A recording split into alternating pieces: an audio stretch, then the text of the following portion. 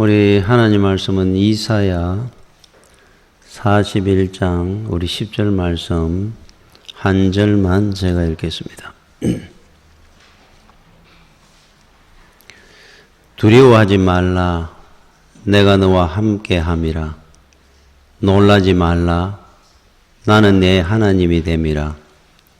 내가 너를 굳세게 하리라. 참으로 너를 도와주리라. 참으로 나의 의로운 오른손으로 너를 붙들리라. 아멘. 우리 교회 표어를 지난주에 제가 바꾼 표어입니다. 서로를 위한 교회. 우리 한백교회가 앞으로 지향해 나가야 될 방향입니다. 그래서 베드로가 믿음의 계단을 이렇게 말을 했죠. 믿음으로부터 시작해서 믿음의 덕의 지식을, 지식의 절제를, 절제의 인내를, 인내의 경건을, 경건의 형제 우애를, 형제 우애의 사랑을 더해라. 이게 이제 믿음에 우리가 성장해 나가야 될 계단입니다. 그래서 우리가 믿음으로 시작했는데, 그 위에 우리 덕도 세워야 되고, 하나님에 대한 지식도 많이 가져야 되고, 또 절제함도 있어야 되고, 인내도 해야 되고, 믿음은 인내입니다. 경건해야 되고, 그러나 최고봉은, 믿음의 성도들의 최고의 실력은 형제 간의 우애 있게 지내고, 사랑하며 사는 겁니다. 그래서 서로를 위한 교회가 되자 제가 말씀을 드렸습니다. 그 옆에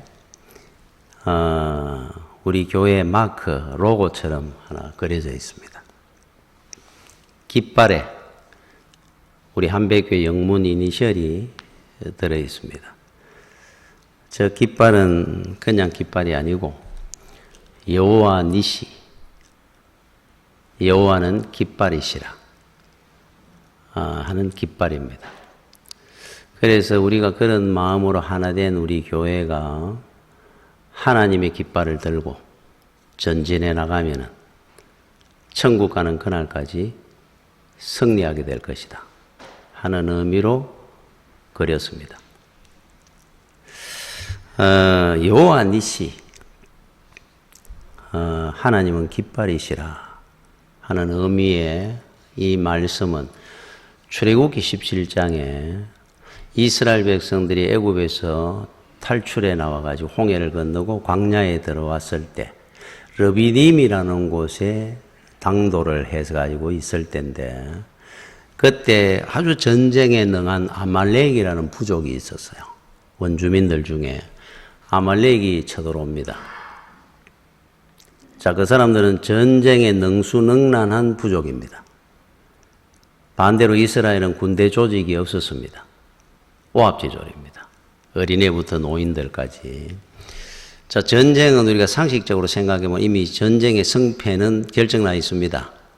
이거 뭐 전쟁이 안 됩니다. 그때 하나님의 능력이 임하죠. 그래서 우리가 잘 아는 출애굽기 17장 11절에 모세가 손을 들면 이스라엘이 이기고 손을 내리면 아말렉이 이기더니, 산 꼭대기에서 모세가 손을 들고 하나님 앞에 기도를 하면 이스라엘이 이기고, 피곤해가지고 손을 내리면 아말렉이 이기고, 이 역사가 그때 일어나는 거예요. 그래서 나중에 이제 모세가 계속 손을 들고 있을 수 없으니까 전쟁이라는 게 뭐 10시간도 가고 15시간도 가는데, 그래서 의자에 앉혀놔놓고 아론과 훌이 대신 들고 있습니다. 손을. 아말렉이 진멸될 때까지. 그래서 승리를 하는 전쟁입니다. 그러고 난 뒤에 거기에다 제단을 샀는데 모세가 그 제단의 이름을 여호와 니시라고 붙였어요. 그것이 우리 출애굽기 17장 15절에 모세가 제단을 샀고 그 이름을 여호와 니시라 하고, 여호와는 깃발이시다. 승리의 깃발입니다. 패전하면 깃발은 꺾여지죠. 승리하니까 깃발은 높이 세워지는 겁니다. 자, 우리가 하나 알아야 될 것은 여호와의 깃발을 들고 싸우는 전쟁은 패전이 없습니다. 있을 수가 없습니다. 하나님이 이끌어가는 전쟁이 질 수가 없죠. 그래 백전백승입니다. 단지 이건 일시적인 것이 아니고 하나님의 깃발을 들고 승리한 전쟁은 영원한 승리를 이야기합니다. 영원한 승리. 세상에 우리가 일시적인 어떤 영웅이 있을 때 뭐 잠깐 이겼다가 졌다가 하는 승리가 아니라 하나님의 깃발을 들고 싸운 전쟁은 영원한 승리입니다. 우리나라 고구려 광개토 대왕은 깃발 안에 운물정자를 그려놨습니다. 그게 광개토 대왕의 깃발입니다. 운물정자가 그려져 있는 그 깃발을 들고 중국 대륙을 휩쓸었습니다. 몇 년간? 20년간. 그 아들 장수왕 때는 우리나라 역사의 가장 큰 영토를 보유했을 때입니다. 몇 년을 갖다가 그렇게 했느냐? 그 깃발은 30년간 그 깃발을 휘날렸습니다.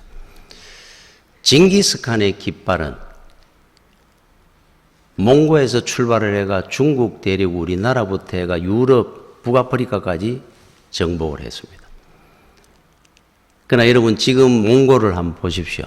얼마나 허약한 나라가 되어 있는지. 영원한 깃발은 없습니다, 세상에. 그러나 여러분 다윗의 깃발, 골리앗과의 싸움에서 나갈 때 다윗이 했는 너는 칼과 창과 단창으로 나한테 오지만 나는 만군의 여호와 이름으로 너에게 가노라. 여호와의 깃발을 들고 나간 싸움의 그 승리는 천년왕국을 이루도록 됩니다. 천대의 복을 누립니다. 영원한 겁니다. 그래서 우리가 살아가면서 여러분들은 하나님의 깃발을 들고 싸워야 되는 겁니다. 한백교회도 하나님의 깃발을 앞세우고 전진해 가야 되는 거예요. 그런데 우리가 세상을 살다가 왜 패전합니까? 왜 패배를 한다는 겁니까? 성도가 세상의 깃발을 들고 싸우니까 세상을 이길 줄 못합니다. 재물의 깃발을, 세상 권세의 깃발을 들고 세상과 싸우려고 하니까 혹 어쩌다가 한번 이기는 것 같을지 몰라도 금방 패배하고 무너지는 인생이 됩니다. 그래서 여러분들은 나는 지금 무슨 깃발을 들고 세상과 싸우는지를 한번 돌아봐야 됩니다. 늘 하나님의 깃발을 들고 나가면은 영원한 의로우신 하나님의 오른손으로 우리를 붙들어 주실 거고 우리는 반드시 승리하게 될 겁니다. 그래서 우리 한백교회 제가 로고로 깃발 속에 한백교회를 그려놓은 겁니다. 여호와의 깃발을 들고 우리는 전진해 가야 됩니다. 자, 오늘 본문의 말씀처럼 우리는 하나님의 손으로 붙들어 주시는 하나님의 자녀들입니다. 그러면 하나님의 손은 어떤 손입니까? 여러분 요한복음 10장 29절에 그들을 주신 내 아버지는 만유보다 크심에 아버지 손에서 빼앗을 수 없느니라. 하나님의 손은 만유보다 크신 손, 세상 만물, 우주 만물보다 큰 손이 하나님의 손입니다. 그 손으로 나를 붙들어 주신다는 거예요. 야, 우주 세상 만물보다 큰 손으로 나를 붙들어 주시는데 세상에 어느 누가 나를 이길 수 있겠습니까? 여러분 한 40년 이때쯤 전인가 우리 베델 성서대학 우리 성경 공부 교재가 있었어요. 그 표지에 보면 큰 손이 지구를 요래 얹어놔 놓고 있는 손이 표지에 나와 있습니다. 그림이 하나님의 손입니다. 지구를 조그마한 공처럼 들고 있는 하나님의 손. 지구만 들 수 있는 손이 아니고 사실은 우주 만물을 들고 계시는 손입니다. 이 손은. 그 손으로 나를 붙들고 계시는데 세상에 어느 누구의 손이 나를 빼앗아갈 수 있겠습니까? 하나님의 손에서. 있을 수 없는 이야기입니다. 모르드게를 보십시오. 아무 힘도 없는 그가 하나님 외에는 나는 무릎 꿇지 않습니다. 총리였던 하만한테 무릎 꿇지 않다가 그 권력의 손에 의해서 죽음 직전까지 갔지만 결국 모르드게는 하만을 이깁니다. 하나님의 손이 그를 붙들고 있었으니까. 다윗은 사울왕의 손을 이겨냅니다. 다니엘은 사자의 굴에서도 살아나옵니다. 죽음도 이기는 하나님의 손입니다. 우리 주님은 우리 죄를 갖다가 대신 지시기 위해서 십자가에 달려 돌아가셨어요. 그걸로 모든 일이 종결되어 버렸습니까? 그렇지 않습니다. 주님은 부활해가 살아나죠. 어떻게 주님이 죽음에서 살아났습니까? 주님을 붙들고 계시는 그 손, 하나님의 손은 만유보다 크신 손이기 때문에 그래요. 죽음도 이기는 생명의 손입니다. 자, 그렇다고 한다면은 여러분들이 살아가면서 어떤 문제 앞에 어떤 실패 때문에 절망하고 낙심한다고 한다는 것은 그거는 하나님 앞에 불충이고 그 이유가 어디에 있느냐 하면은 하나님의 그 손이 나를 붙들고 있다는 이 사실을 망각했기 때문에 그렇습니다.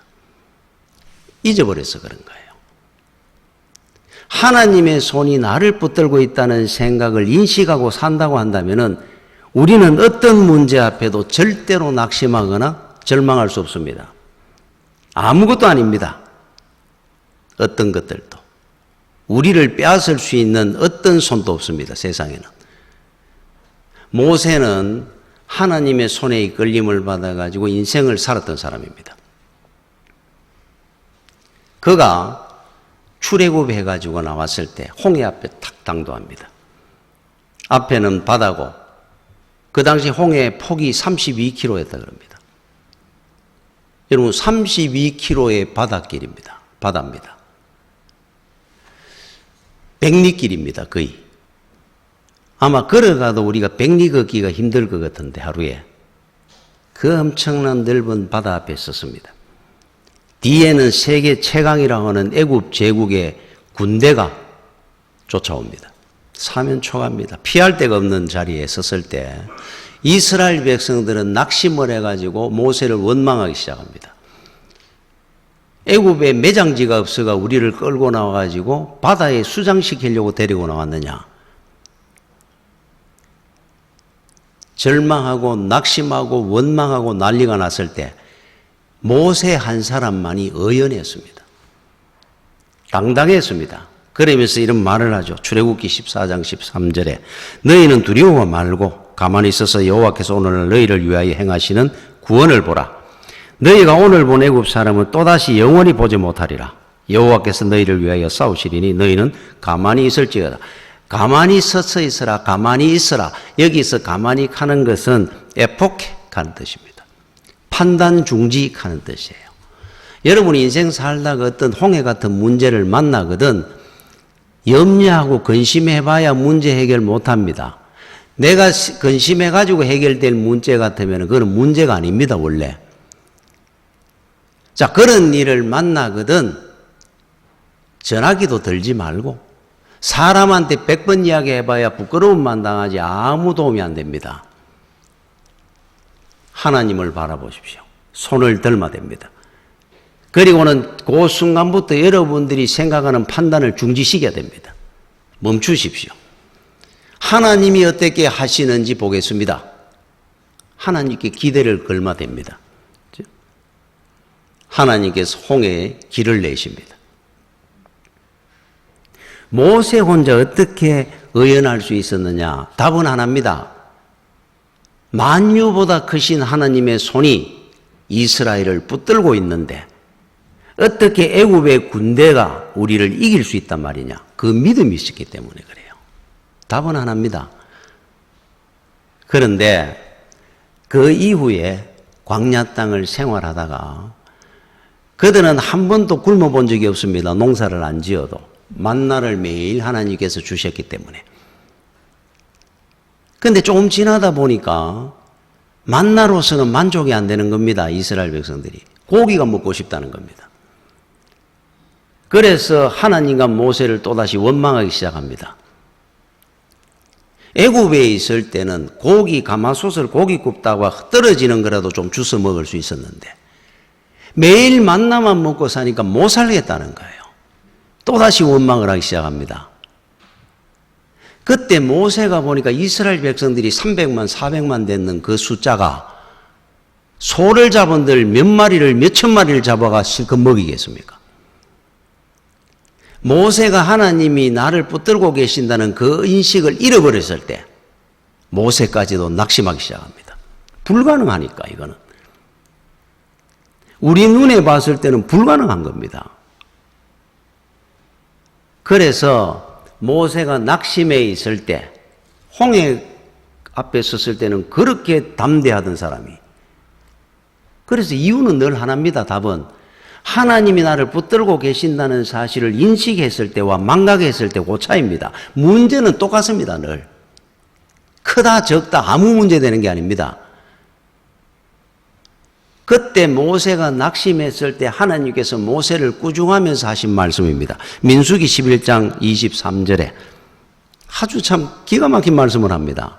여호와께서 모세에게 이르시되 여호와의 손이 짧았냐? 여호와의 손이 짧아졌느냐? 이 말이에요. 홍해를 가를 때 그 손이, 여리고를 무너뜨릴 때 그 손이 이제는 짧아져 가지고 너희들에게 내가 고기를 못 먹인단 말이냐? 이 말입니다. 여호와의 손이 짧았냐? 네가 이제 내 말을 이게 응하는 여부를 보게 될 것이다. 이거 지금 누구한테 하시는 말씀인 줄 압니까? 여러분들이 어떤 문제 앞에 낙심하고 절망해 있을 때 하나님께서 꾸중하는 말씀입니다. 이 말씀이. 하나님의 손이 짧아졌단 말이냐? 내가 네 문제 하나를 해결 못하는 그 손을 가진 하나님의 손이냐? 하는 말씀입니다. 하나님의 손이 여러분 짧아졌습니까?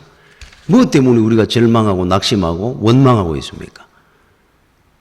홍해 가르던 그 손이, 여리고를 무너뜨렸던 그 손이, 만물을 창조하셨던 그 하나님의 손이 짧아진 겁니까 이제?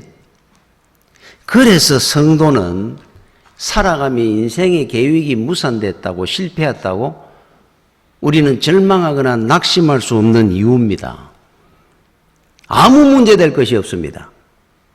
만유보다 크신 하나님의 손이 나를 붙들고 계시는데 그거를 단지 우리가 망각했을 나름입니다. 그러니까 절망이 오겠죠. 낙심이 오는 겁니다. 그래서 답은 늘 하나입니다. 문제가 어떤 거냐가 아니고 홍해냐 여리고냐가 문제가 아니라 하나님의 손이 나를 붙들고 있다는 사실을 내가 믿느냐 잊어버렸느냐, 이 차이일 뿐입니다. 문제는 아무 문제 될 것이 없습니다. 성도가 무슨 근심을 하고 염려를 하고 절망을 한단 말입니까?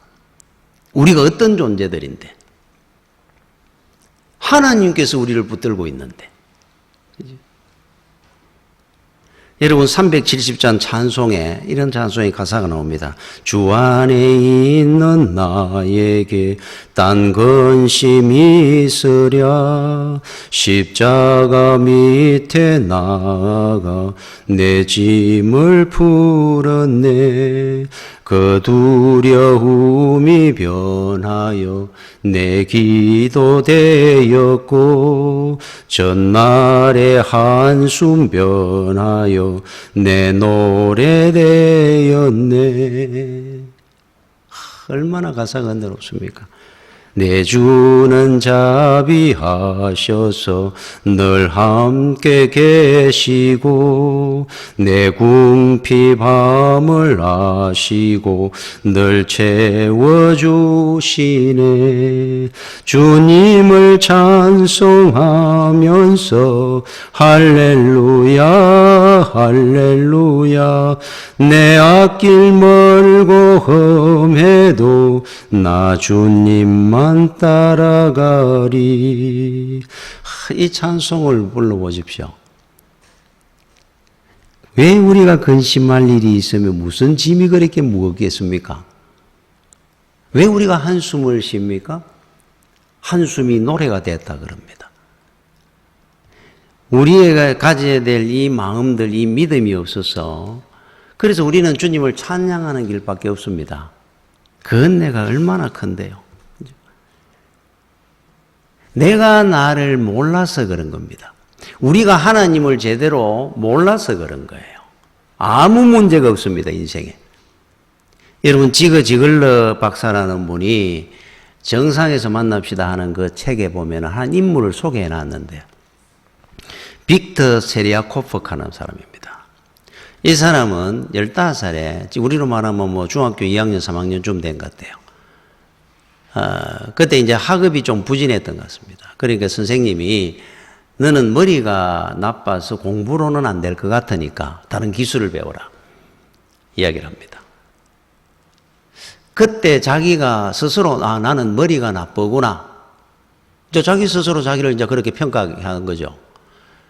그러고 나니까, 뭐 머리가 나쁘니까 뭐 할 수 있는 게 없구나. 뭐 그저 기술이나 배우고 노동이나 하고 이래 살아야 되는구나. 그러고 나니까 의욕이 없어지는 겁니다. 삶에. 자신감이 없어집니다. 주눅이 들어서 합니다. 그런데 17년 뒤에 32살이 되는 해에 우연찮게 IQ 검사를 하게 되었어요. IQ 검사를 했더니만은 IQ가 160일이 나온 겁니다. 천재입니다. 그때서야 자기가 내가 머리가 나쁜 게 아니고 천재였구나 알게 된 거예요.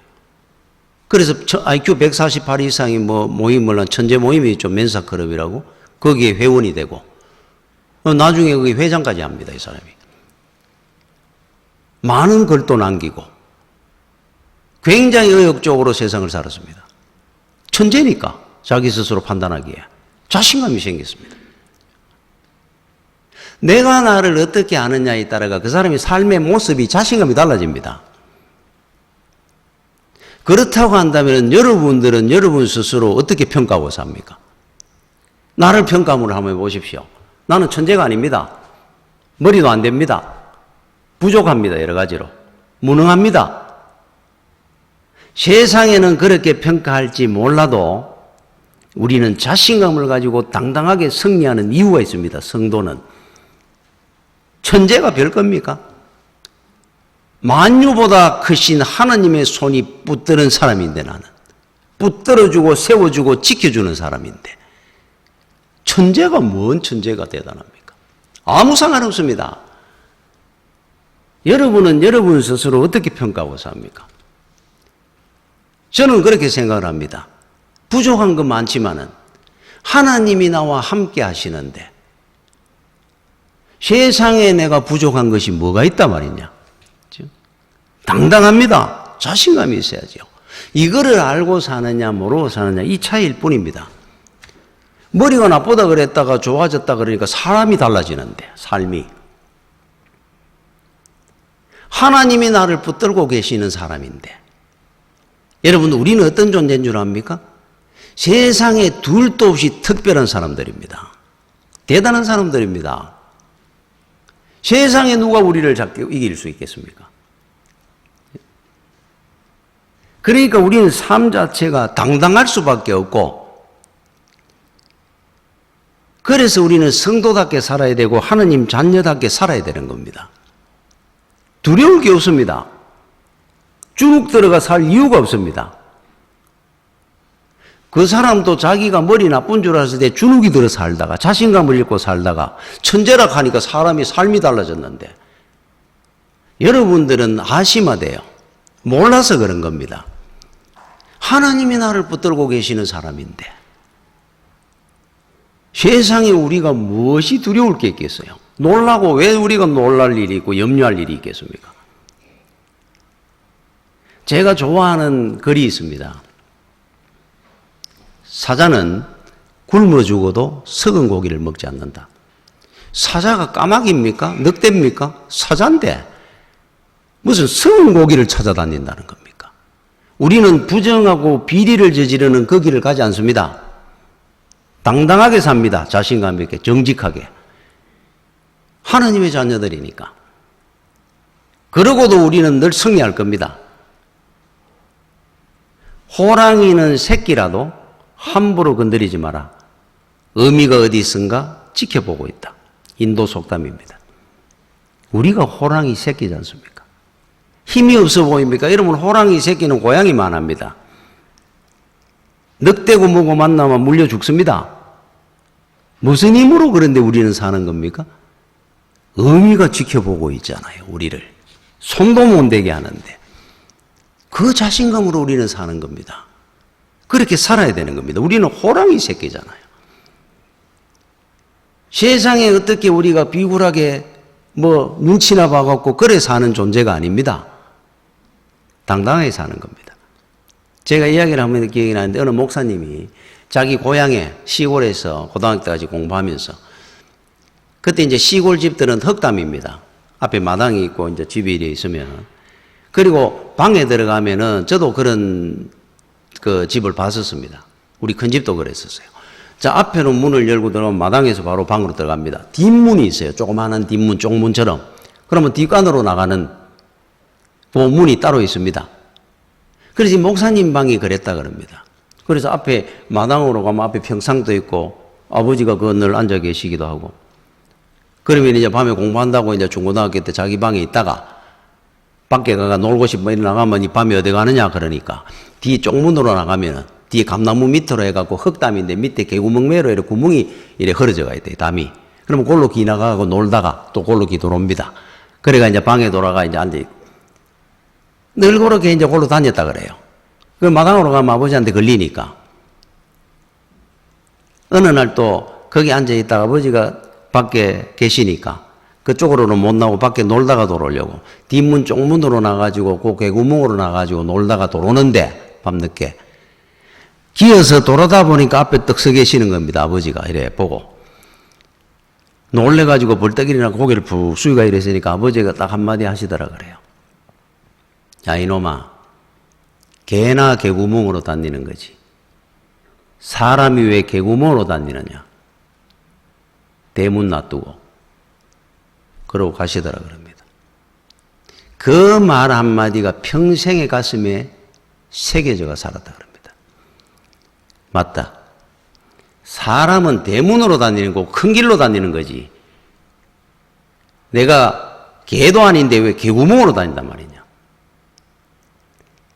여러분 군자 대로행이라 그러죠. 성도는 대로를 가는 겁니다. 대로행. 당당하게 살아라는 뜻입니다.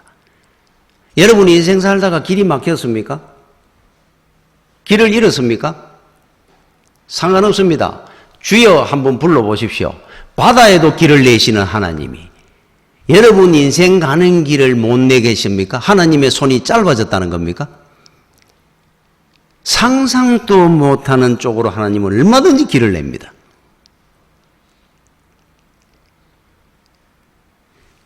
우리는 하나님의 자녀답게 대로를 당당하게 살아가는 겁니다. 여러분 그 할리데이 호텔 체인 그 창업주가 윌리스 존스라는 분입니다. 세계적으로 체인을 갖고 있는 호텔입니다. 호텔 체인을 갖고 있습니다. 여러분 호텔은 미국이나 이런 데 보면 카지노라든지 술집을 많이 운영을 합니다. 거기서 나오는 돈이 훨씬 크다 그럽니다. 이분은 할리데이 호텔 이 체인의 호텔들은 하나같이 카지노나 술집이 없다 그럽니다. 이 사람은 독실한 신앙인입니다.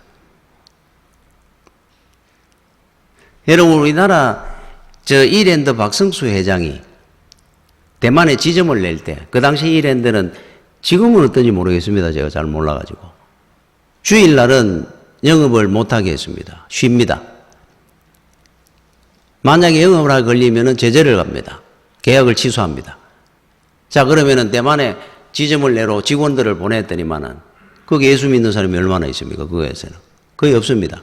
그러다 보니까 주일을 쉬라 그러니까 지점을 안 하겠다는 겁니다. 그래서 연락이 온 것같습니다.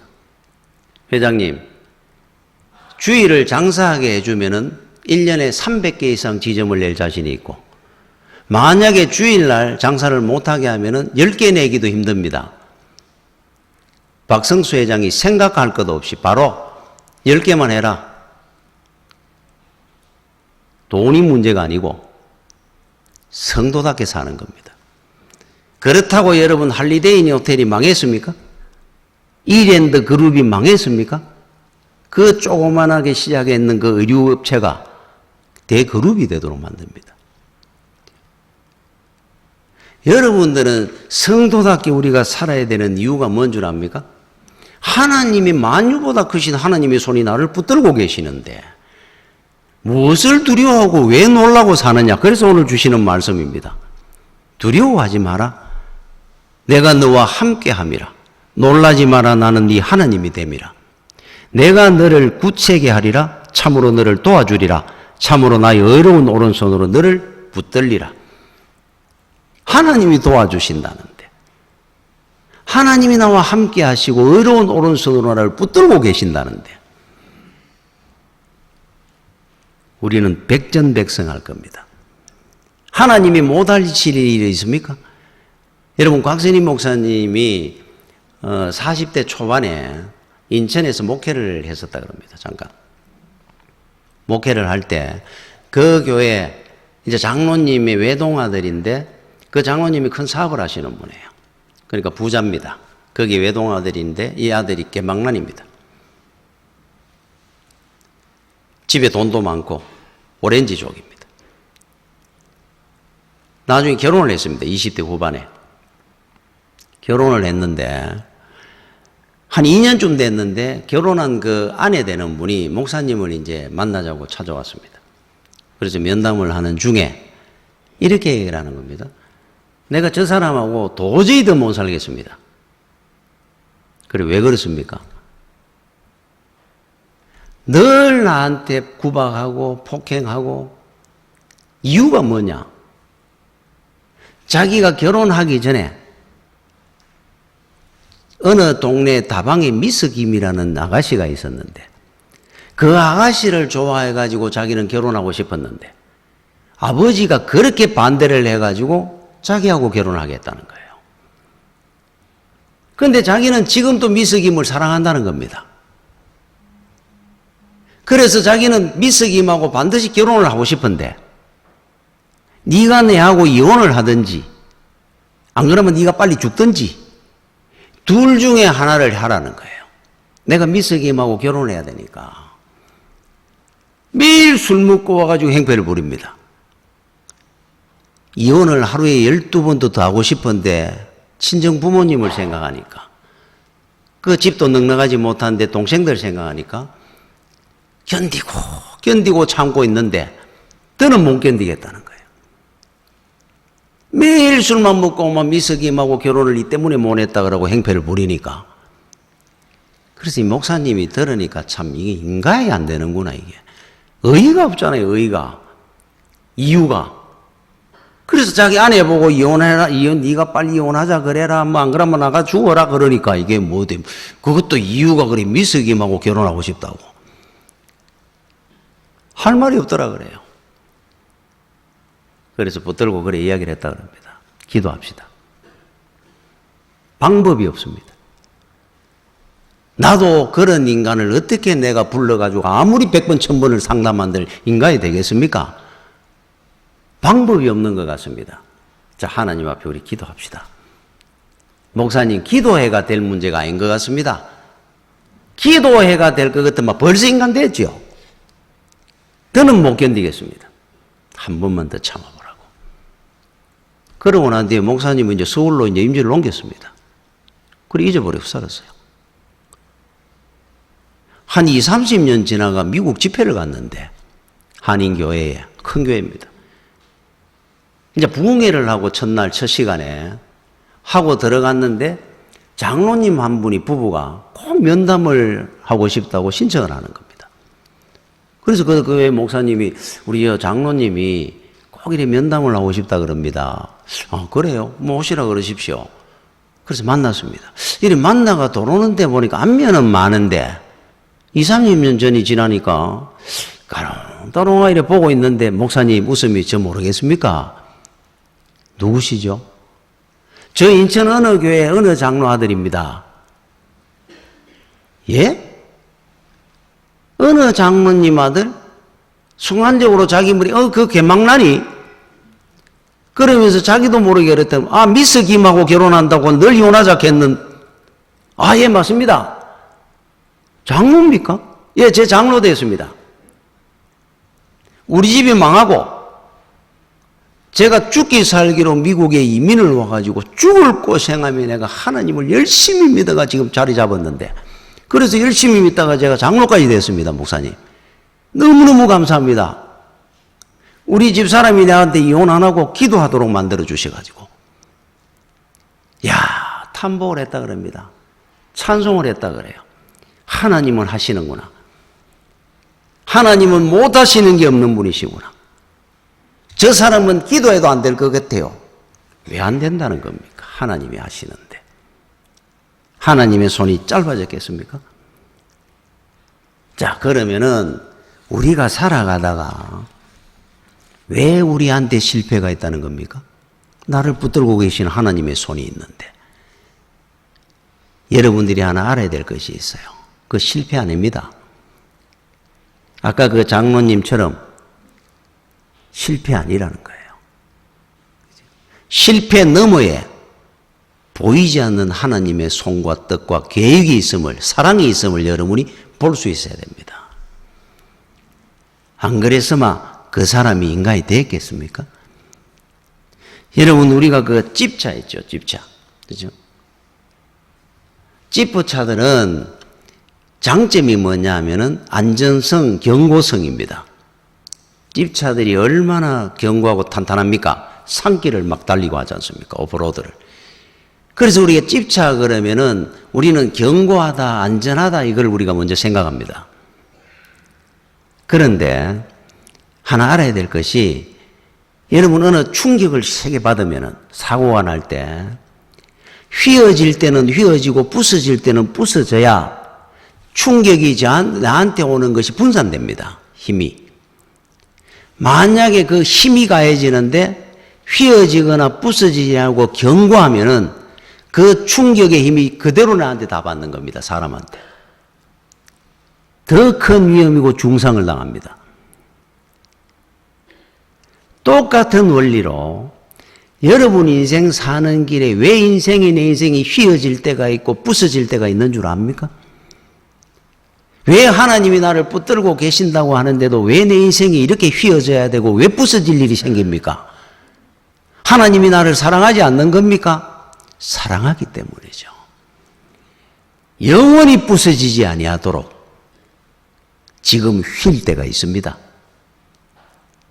지금 부서뜨릴 때가 있습니다.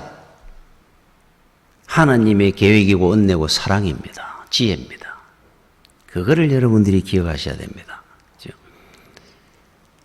분명한 것은 만유보다 크신 하나님의 손이 여러분을 붙들고 계시고 세상의 어떤 것도 여러분으로부터 뺏어갈 자가 없습니다. 세상에. 하나님을 이길 자가 세상에 어디 있겠습니까? 그 인식을, 그 믿음을 가지고 사는, 그래서 당당하고 승리하는 여러분들이 되시기를 축원합니다. 기도하겠습니다. 주여, 은혜를 감사를 드립니다. 항상 은혜 가운데 함께 하시고 지켜주시고 아버지 어려운 오른손으로 우리를 붙들고 인도해 가시는 우리 하나님의 은혜를 감사를 드립니다. 평생에 하나님의 영광을 위해서 믿음으로 담대하게 살아가는 주의 성도들 되게 하여 주시옵소서. 예수님 이름으로 기도드립니다. 아멘.